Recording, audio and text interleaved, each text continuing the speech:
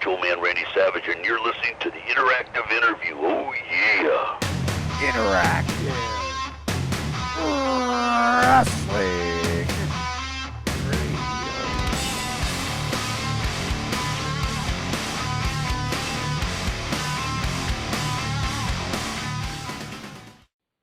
Hello and welcome to a special edition of the Interactive Interview on the interactiveinterview.com. I'm James Walsh, joined as always by Daniel Edler, with our special guest, the Macho Man, Randy Savage. How you guys doing, man? Doing very good. First question I got for you is, what was it like growing up in a wrestling family? Oh, it was great. You know what I mean? That's why wrestling's been in my blood all my life. You know, watching my dad do it, and then getting the opportunity, he actually opened the door for me, no doubt. You know, a little nepotism doesn't hurt as long as it stays in the family. You know. Yeah. But he paved the way. He was a pioneer. That's why a lot of people, a lot of wrestlers out there, gotta respect the guys that pioneered before them. Give them a little respect. Whether it's a member of their family or whether it's just anybody that was in the wrestling business beforehand. Because it's what it is today because of those people. So we've all enjoyed, this great run that we're having. And it's a beautiful thing. Excellent. Dan, you want to field the next one? Yeah. Where did your name, the Macho Man, come from? Let's see. Way back when I was playing professional baseball. Got in a fight with a guy on the other team, and then I dragged it on for a couple of months when I saw him later. And then everybody was asking me, that was when the first name came out, even before the Village people and all that. They said, what are you trying to do, be a macho man or something like that? And I guess everybody just started calling me as a rib, and it just kind of stuck. Who helped train you and teach you the ropes? My dad, mostly, to help me be introduced to wrestling. No doubt about that, but then other people along the way, I just kind of watched people and just kind of, if something looked good to me, then I would give it my individual style, and that was it. What was the Memphis territory like working for? Which had the Memphis territory? Yes. Territory, Jerry Lawler, Jerry Jarrett, and all those guys over there. It was fun. It was crazy. we went nose to nose against each other for a while, but then, we worked together then too, but it was just men getting involved, in the business and not always agreeing on what's going on. Do you feel the pile driver you gave Ricky Morton through the table helped spawn the hardcore generation of wrestling? I think it might have. I know that it was definitely a shocker around the world, and a lot of people talk about it. And most of my interviews, a lot of people mention it. So if it had anything to do with the people, what's going on now, that's great. But I also want to caution all the wrestlers out there is that, just even though, wrestling's dangerous, that's the nature of the beast, just be a little bit careful, because, you still have to bring the money home to your families. Right. Dan, you want to field the next one? Yeah. You wore some really extravagant outfits during your time in the WWF. How much input to the design did you have? Totally 100%. I owned all the outfits, and just... some of it was way crazy, way off the chain, but that's where I was at the time, and just, I always tried to adapt to change, and not be a dinosaur in this business like Triple H has called me, so, and, you never know when time's going to pass you by, but I always try to keep up with the times, and sometimes you're it's just the nature of the beast again, that, the time is going to pass you by, but then it's one hell of a run. How did you decide to leave the Memphis territory and head to the WWF? Because it would seem to be time, Vince McMahon was doing this, worldwide thing, and I wanted to see how my talent, or, what I thought was talent, would survive with all the best. And you always want to go where all the best is, just to see how you I don't want to be a big fish in a little pond. I want to be a big fish in a big pond. Right. And, I found out that, I was good enough to compete up there, and it was a fun ride. Vince McMahon gave me that break that I needed. You always need an opportunity. Success is when opportunity meets preparation, and, that's the deal, and he gave me a break, and I just ran with it. What was your memories of your first Intercontinental title run? That was fun. First time I had a belt up there in New York, and Just going to I won at the Boston Gardens, which is a crazy place, crazy town. I love Boston, and it was great. It was the start of things to come. Tito Santana, I remember taking it off him. Right. You actually lost a bout to Ricky Steamboat in one of the best matches of all time. What is your memories of working with Ricky? It was great working with Ricky, but even more than that was the rush coming. It doesn't matter who you're working against when you got 93,000 plus people, like in the Pontiac Silverdome, which was the world indoor record, which was props to Vince McMahon for being the promoter that night. That was incredible. I mean, that's something that can really never be equal as far as a rush going down to the ring. I mean, you might be on television wrestling in front of zillions of people around the world, but they're not there in that building with you. Dan actually has a question. 20,000, 40,000, but this was 93,000 plus people. When you signed for the WWE, or WWF as it was called then, did you really expect to be pushed quite as far as you was? And how much of a shock was it that you became such a huge superstar? Well, I'll tell you what, you always, aim your goals high, and I had goals to, be welcomed like that, hopefully, you know what I mean? Never, have I been a person not to remain positive, I'm a positive person. But at the same time, I have to admit that I even exceeded my goals, who could call that? It was just a wonderful thing, and, and I still say that I'm lucky, being a part of it, because, a lot of people like to take credit, 100% credit for everything, but I know in actual fact that you have to have the opportunity, and Vince McMahon gave me that opportunity, and I appreciate that. What was your opinion of your babyface push in the late 80s? I was never much of a good babyface. Right? It was just, the fans liked me no matter what I did, you know what I mean? So it really, or they hated me, you know what I mean? But it was love or hate, it was no in the middle. Nothing.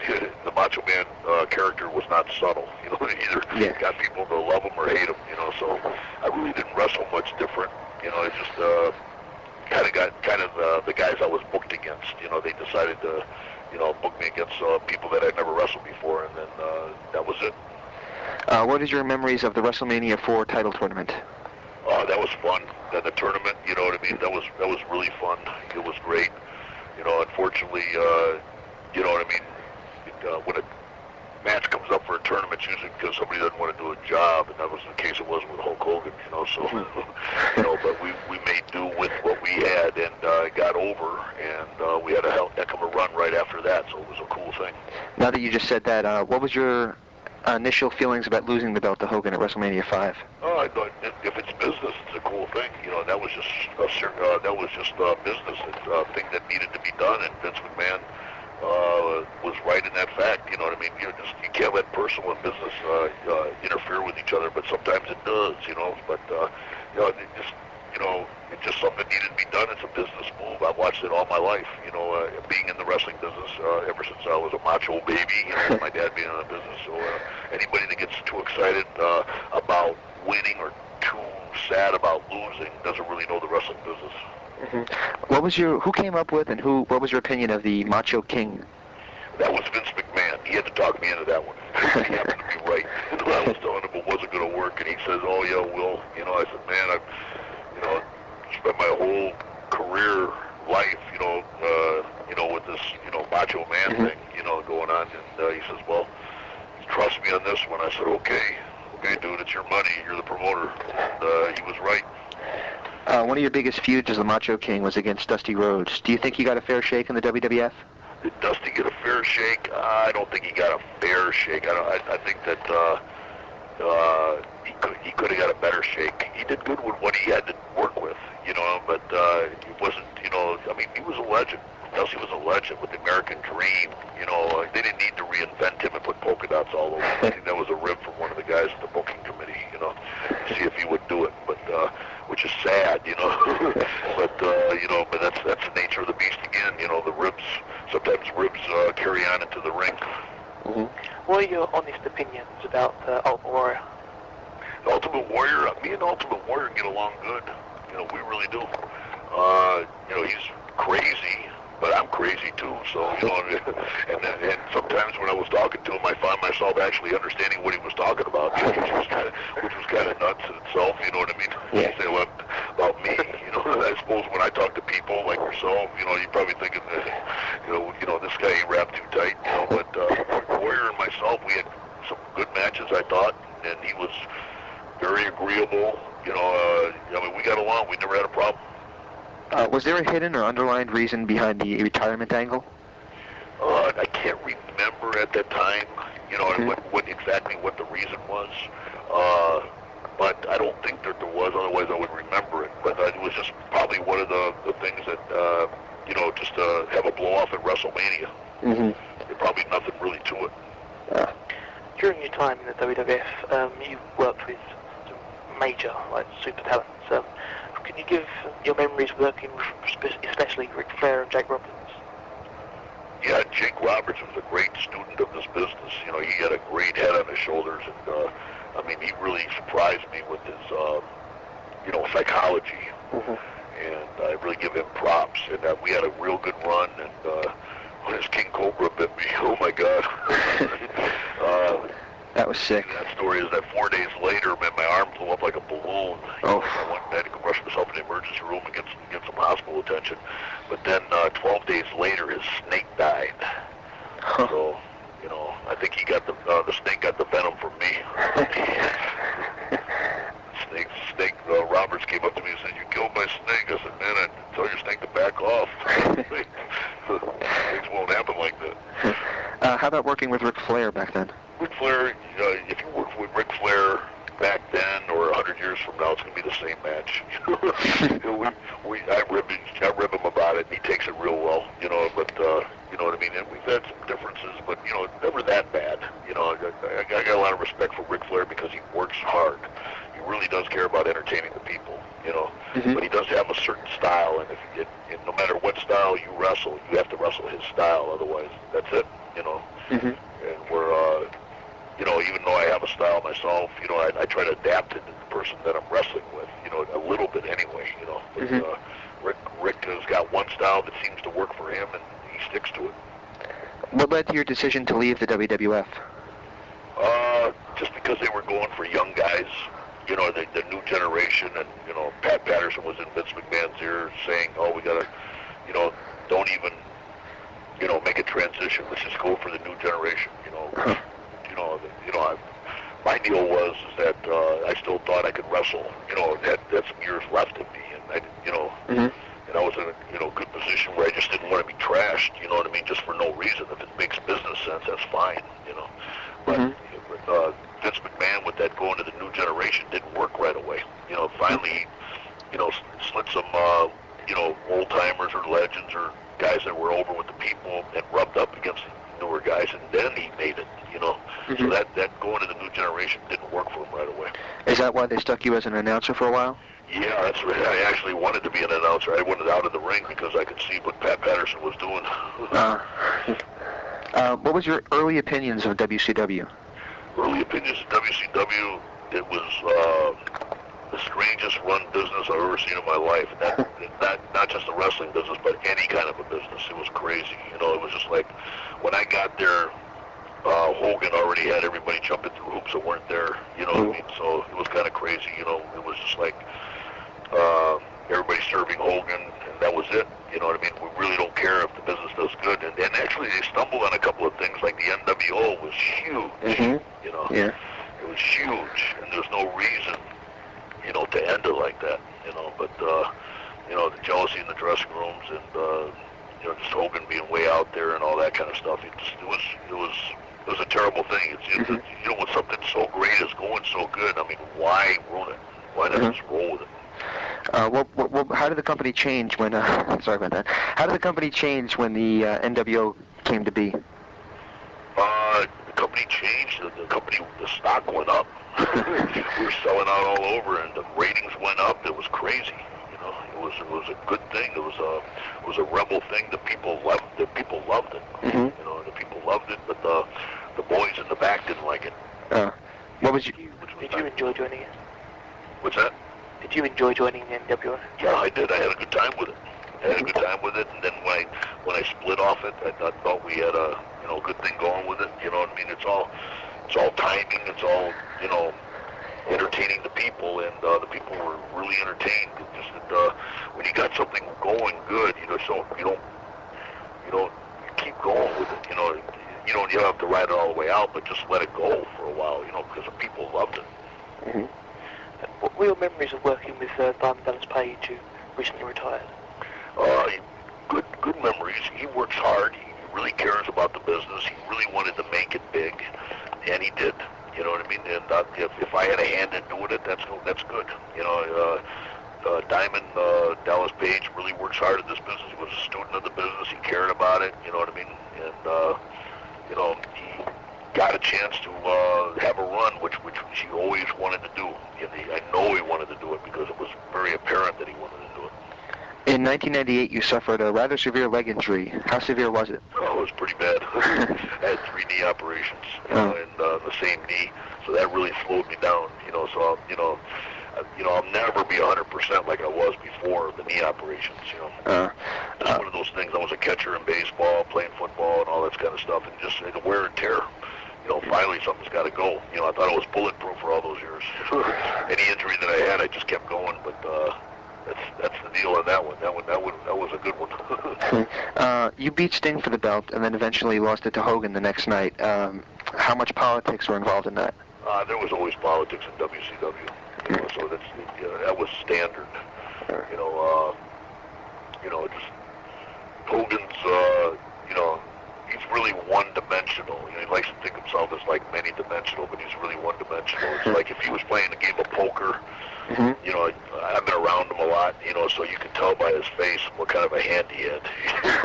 He can tell you what kind of down cards he had without even telling you. But it's fine. You know what I mean? He got what he wanted out of WCW, and my deal is that even though I'm getting paid, it's not all about the money. This business is a passion. And when you get one guy just ruining everything, if he's a lead dog, he's just like The Rock. The Rock was a lead dog over there in WWF, and he didn't cause any problems at all. Shook everybody's hand in the dressing room, looked everybody in the eye, didn't stab anybody in the back. That's one way to do it. And the other way is like Hogan does it. Oh. What was your opinions of the original idea of the Wolfpack? The original idea of the Wolfpack was phenomenal. It was just like the NWO. It made the NWO, actually. You know what I mean? Kevin Nash has got a brilliant mind on him. That was Kevin Nash all the way.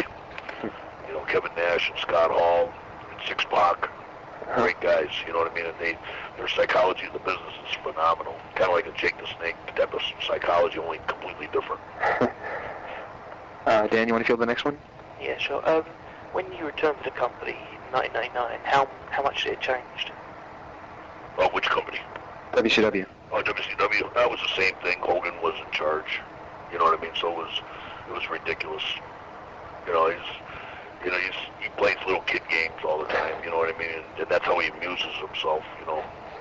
So and when a guy's got power like that, or thinks he's got power like that, and you get somebody, like I like Eric Bischoff and everybody, everything, but he really did, cater to Hogan's, wishes, and unfortunately, Hogan didn't have the team involved. He just had his individual selfish self involved, and that's what you get.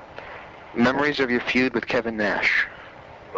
Great memories of my feud with Kevin Nash because he's hysterical. He's a good friend of mine, and he's hysterical. He's got a head for this business. He's got a tremendous mind in this for wrestling, and a personality to match. So he was somebody that really caught on to the wrestling business. And he knew how to get himself over and knew how to keep himself over, and it was a cool thing because when I worked with him, it wasn't just a one-sided deal. He was, concerned about entertaining the people like I was, so we got along good. In your last appearance on WCW Monday Nitro, I believe it was in November of '99, you were quoted as saying, "The bullets are out of your gun." Who was that directed towards? That was directed to Hogan. I was going to get him on TV and sucker him into a match. What was your opinion of Vince Russo? I really hadn't met Vince Russo more than 1 or 2 times so I really can't make an educated opinion on, on what I thought, what I think of him. So I really don't know. I didn't work underneath him as far as his booking, and so I really don't know. I can't say. I've heard a lot of things, but my deal is that if I don't know him firsthand, I don't say anything about it. In 2000, you made one appearance on a Thunder. You came to the aid of the Millionaires Club. Was there any planned further appearances for the company at that point? Not really. That was a one-shot deal. Let me congratulate you guys on your questions. You guys have done your homework. you guys know the business. That's good. But and I went up there as a show in good faith for WCW because they needed a shot in the arm, and I was back home, just chilling out, retired, and everything like that. And Eric Bischoff called me up and kind of like a favor type thing, which I was happy to do for him because Eric always treated me good. What was your opinions of the eventual demise of WCW? The demise of WCW, if anybody didn't see that coming, they were totally blind and deaf, because it doesn't matter how much money you got back in the company, if you're just throwing money away frivolously or, or just not listening to the people. The barometer should be the box office, what goes out of the box office, who's paying the tickets or who's watching on television or the pay-per-view or who's watching when Nitro was getting those big ratings. Those are the people that you listen to, that you get an opinion from. You don't get an opinion from a self-serving person like Hulk Hogan, you know what I mean? Because you're going to get bad direction, and which is proved. But he's just laughing about the demise of WCW. But in actuality, he should be really ashamed of himself because there was a lot of people there that lost their jobs, because of that. And they can't feed their families, maybe. You know what I mean? So but he doesn't care anything about that. Dan, you want to fill the next one? Slightly. We've got a few questions from the forums. But first of all, I want to ask you about your newest venture, MachoMan.com. I've been surfing around it. It's a brilliant design with that flash images at the top and everything. You've got a VIP area.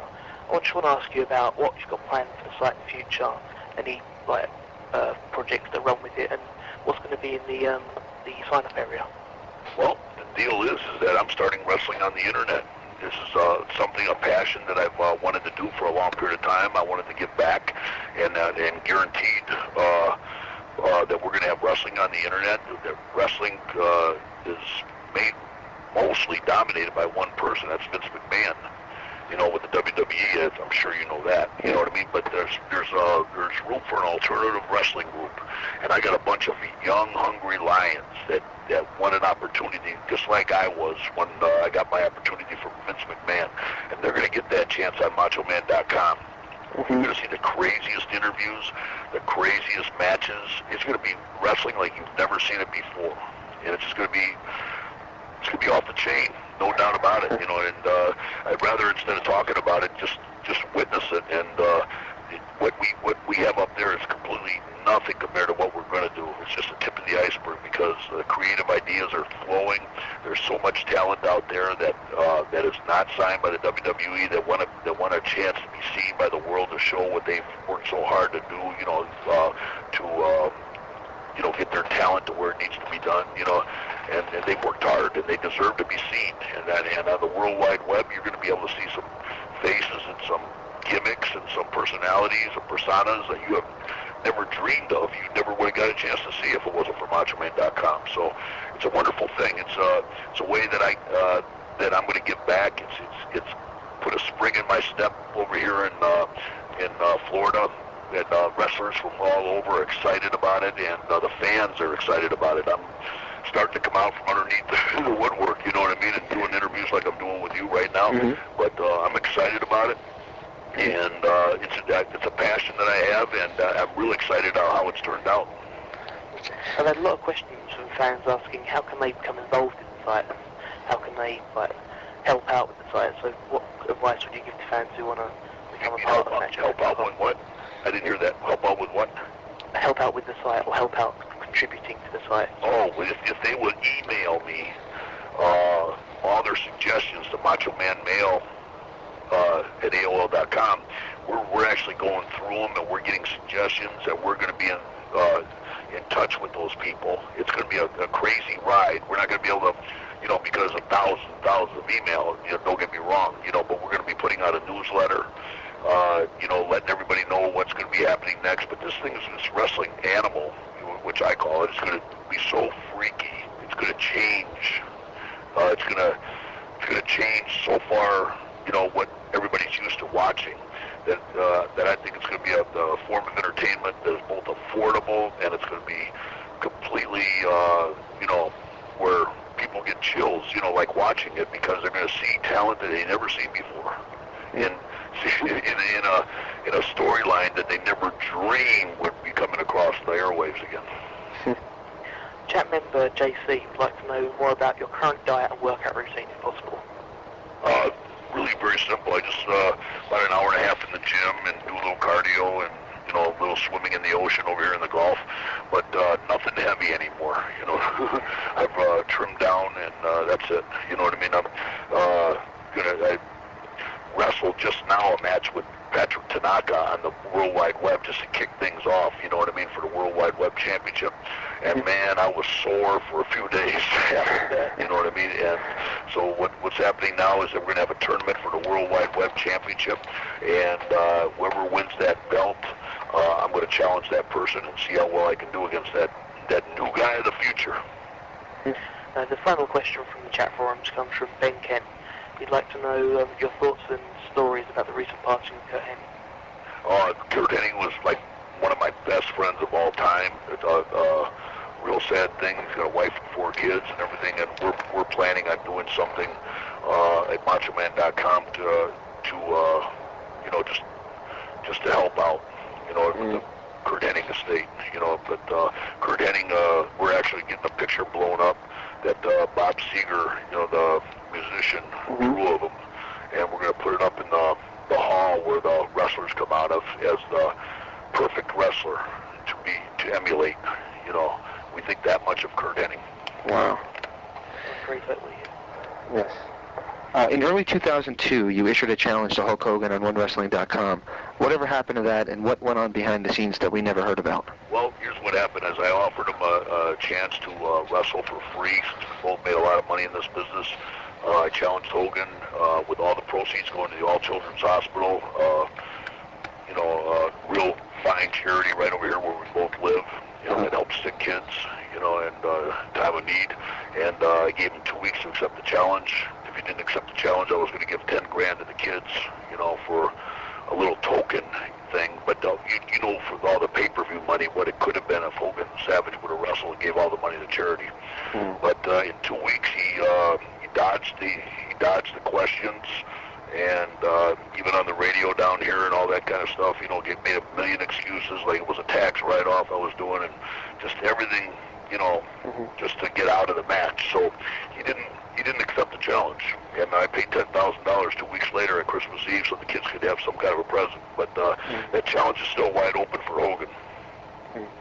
There was some confusion about your appearance in the WWA. You were evidently booked, and then something happened a couple days before it. What exactly went on? Yeah, in fact, Andrew McManus matched the $10,000, by the way. Oh, wow. Kids. And another businessman over here in Tampa put in another grand, and that actually was $21,000 now that I remember. So that was really cool for Andrew McManus to do. Just the confusion was that we just didn't have a deal. It came close to a deal, but we just didn't have a deal. Dan, you want to take the next one? Yeah. What do you feel lies ahead?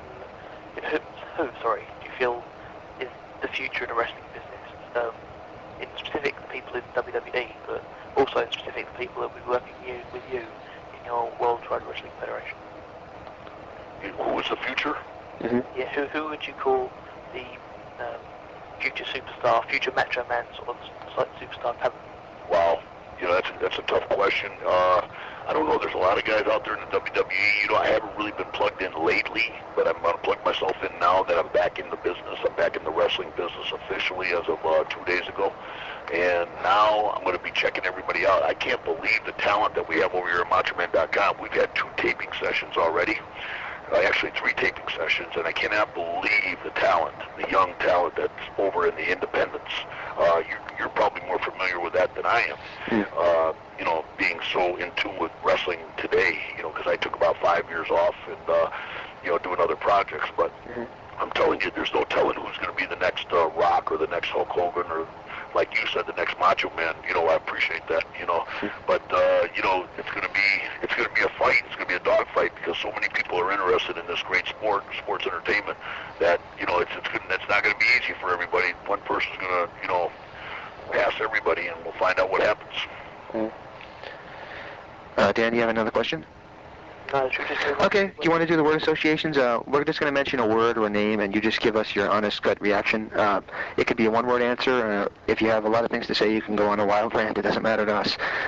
The first name, and I hope it doesn't disturb you too much, but Elizabeth. No, just that's my ex-wife, and we just went different ways. Wish her the best, and that's it. It was a run. Angelo Poffo. My dad, my hero. Lanny Poffo. My brother, the poet, the genius. Sherry Martel. Sherry Martel was a good girl, man. I liked her. She was a good manager, and she worked really hard. You know what I mean? And she was worked hard outside the ring, made my job easier. I don't know how you're going to react to this one, but Road Warrior Hawk. Oh, yeah, me and him don't get along at all. We don't get along at all. Anytime two guys mix it up and it ends up in court when one wrestler sues another wrestler, that's ridiculous. Hulk Hogan.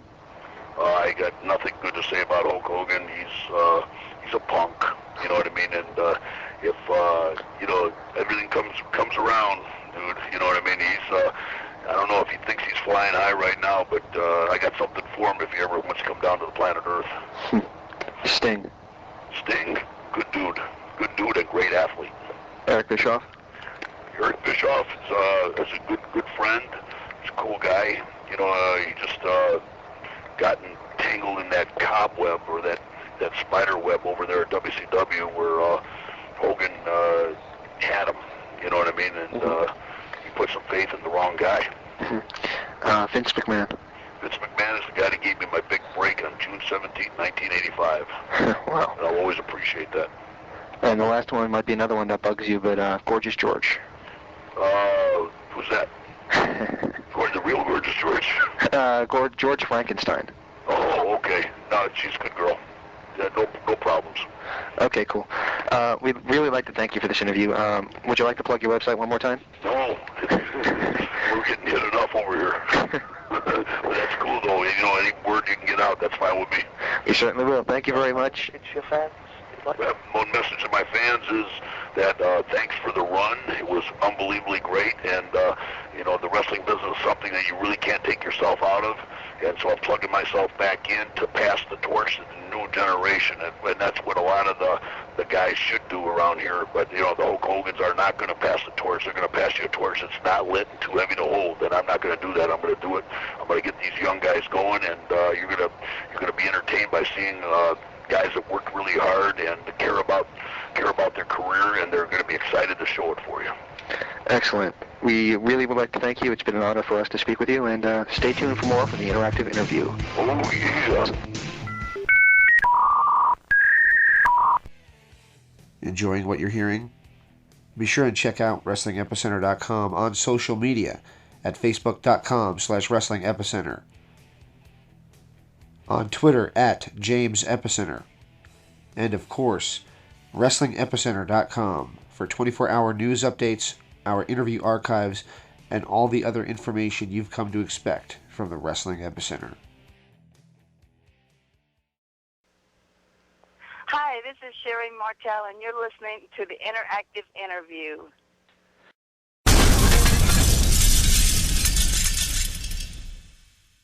Yo, maniacs, this is Hulk Hogan, the greatest of all time, and you're listening to The Blaze.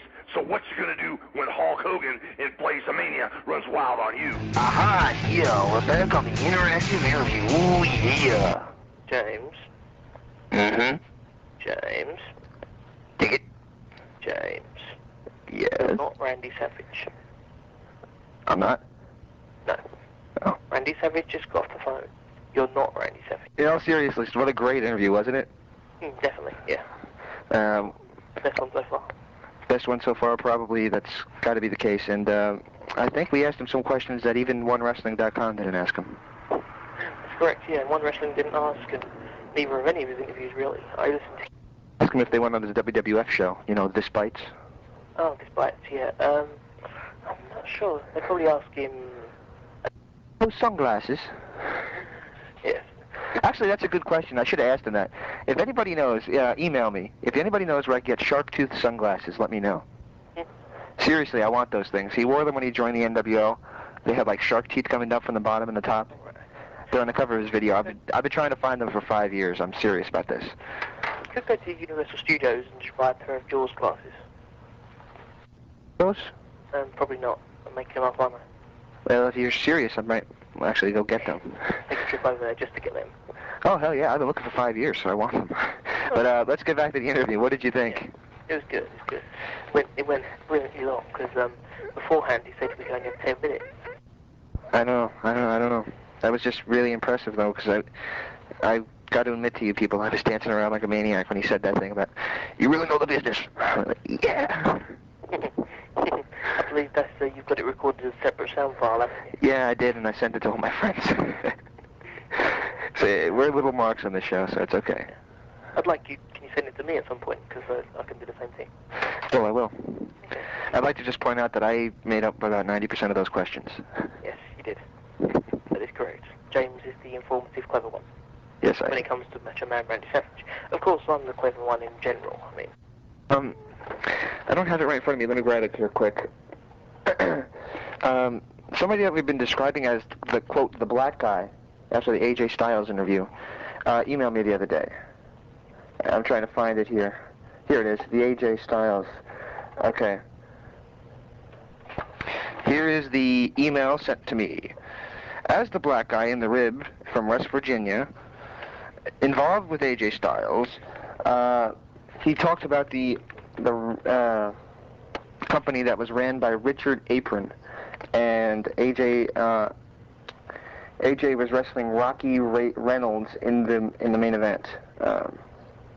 So anyway, the black guy, he emailed me. Well, that's what he calls himself. He says the black guy. I guess he was kind of making fun of the fact that we called him that. His real name is Dante Dunnigan. I hope I'm pronouncing that right. Anyway, he pretty much offered to help us out whenever we need help. So if we need any, quote, lower class or lower level superstars from the business, he'd be more than happy to help us out. And cool, excellent. I'd love to set something up with him as well, because we can get his take on it. Interesting, wouldn't it? We can get his take on the quote-unquote rib that we talked about. So. And get AJ back on a four-way. Not like that, but have we could. A four-way conversation as opposed to other four. I wouldn't even think that. And anybody thinking that at home, I'd like to point out that I am not gay. I'm not quite sure about Dan, but I'm not gay. Why, thank you. I am gay. No, I won't even go into that because not that there's anything to go into, but I'm saying that. Let's move on swiftly. Would you answer the question? What question was Don't dodge the issue. What issue? Are you or are you not? No, I'm not. Sure you're not. And how come you were talking about the Shawn Michaels Playgirl? I'm talking about a Playgirl. Listen to them stammer. I've got the British guy on the ropes. Shut up. Don't call me the British guy. I'll call you the American guy. Okay. Is there anything you want to bring up before we sign off today? No.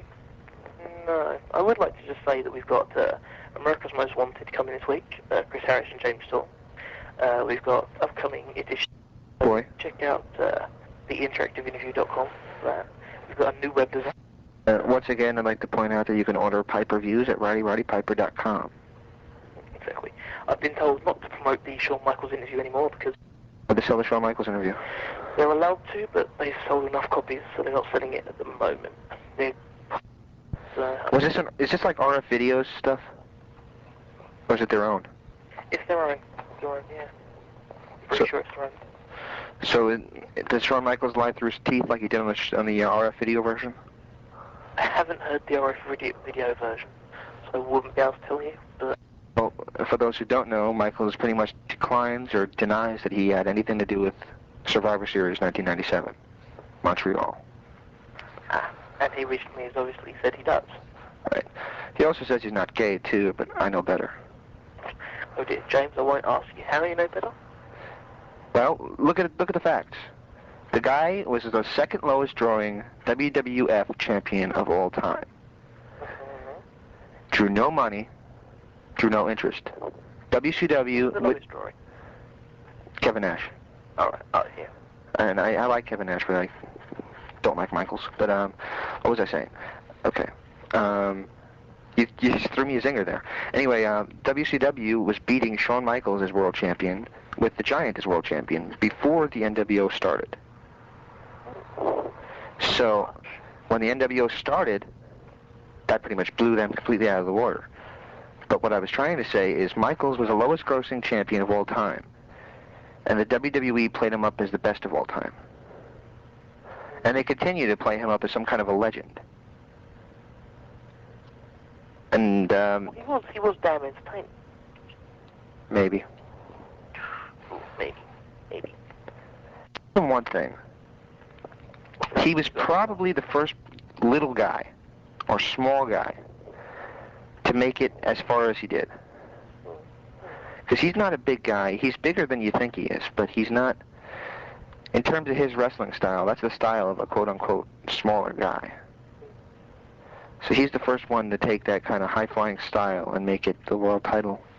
The rumor is that he and Vince McMahon are, well, let me say this. Remember way back when McMahon had Mr. Lord Steven Regal, or William Regal, whatever the hell they call him this week, kiss his ass? Yeah. And he said, my ass can do tricks. Well, I think somewhere in San Antonio, Texas, Shawn Michaels was saying, I've seen, I know, I've been.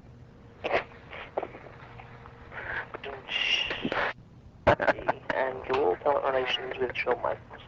That's really clever, that is. Yes, indeed. I'm always... Just for that, I'm going to make you call the Sandman and get him on the show. I don't hate the Sandman. I just think that some of the things he does...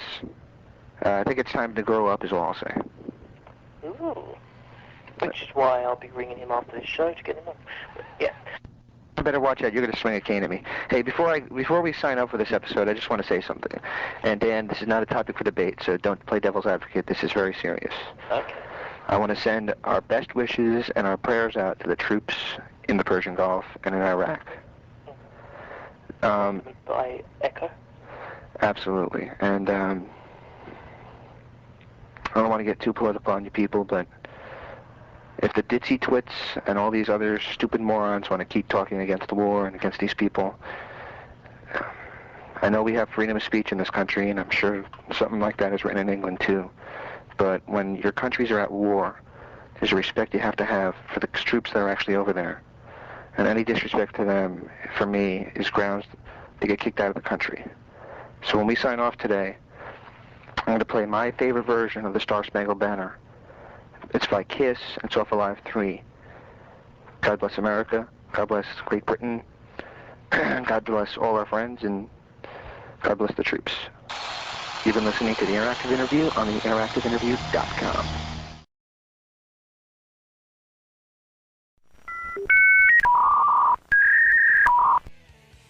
Enjoying what you're hearing? Be sure and check out WrestlingEpicenter.com on social media at Facebook.com/WrestlingEpicenter, on Twitter at JamesEpicenter, and of course, WrestlingEpicenter.com for 24-hour news updates, our interview archives, and all the other information you've come to expect from the Wrestling Epicenter.